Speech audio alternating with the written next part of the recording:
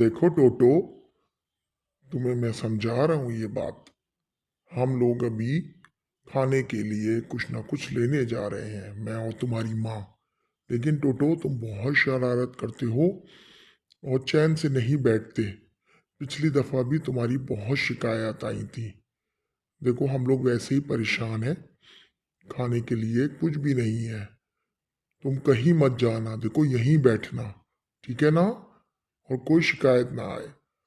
बाबा, आप तो इसी तरह करते हैं। मैं तो कुछ भी नहीं करता। सारे जंगल के लोग बिला वजह मेरी शिकायत करते हैं आपसे।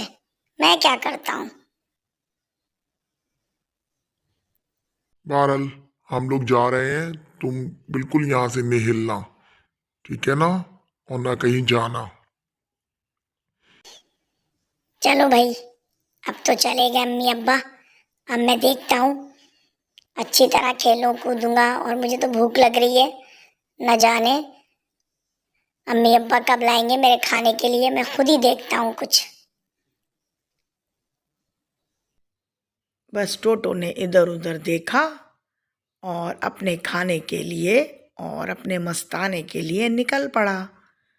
टोटो बहुत शरारती था। अरे भाई, मैं खुद ही देखता हूँ। रात तक को न कुछ भी नहीं मिलेगा, भूख से मरा जा रहा हूँ।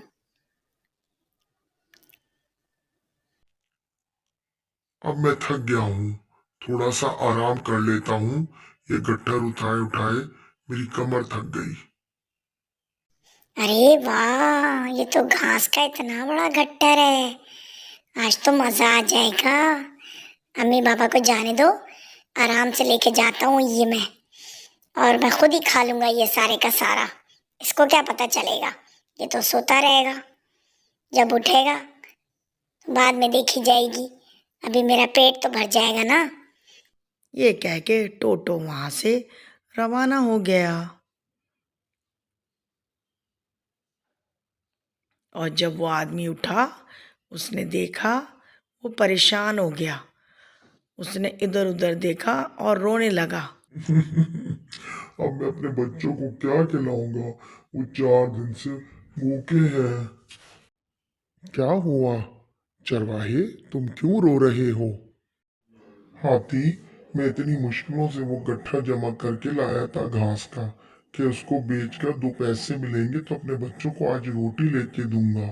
लेकिन कोई मेरा गट्ठर ही ले गया। अब बताओ, मैं अपने बच्चों को क्या खिलाऊंगा? वो 4 दिन से भूखे हैं।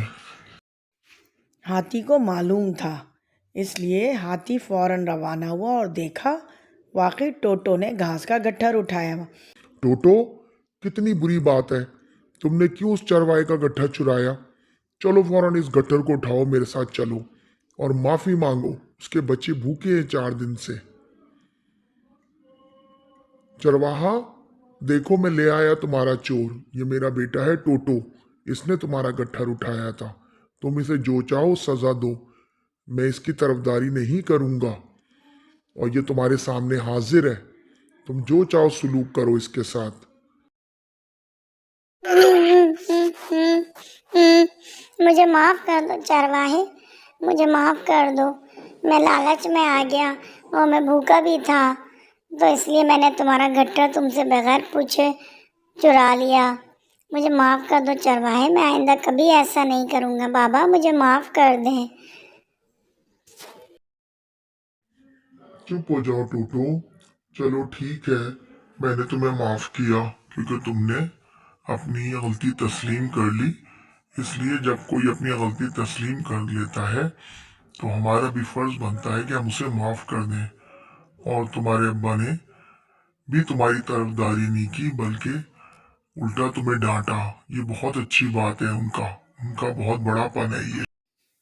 बच्चों, इस कहानी से हमें ये सबक मिलता है, जब कोई छोटा गलती करे तो किसी भी बड़े को उसकी तरफदारी नहीं करनी चाहिए, बल्कि उसे समझाना चाहिए क्या चीज़ सही है और क्या चीज़ गलत है। इसी तरह छोटों को जब उनकी छोटी छोटी गलतियों पर बड़े सिखाते हैं, तभी वो तमीज़ सीखते हैं। तो बेटा, बड़ों की बातों को बुरा नहीं मानना चाहिए, बल्कि उनसे सीखना चाहिए।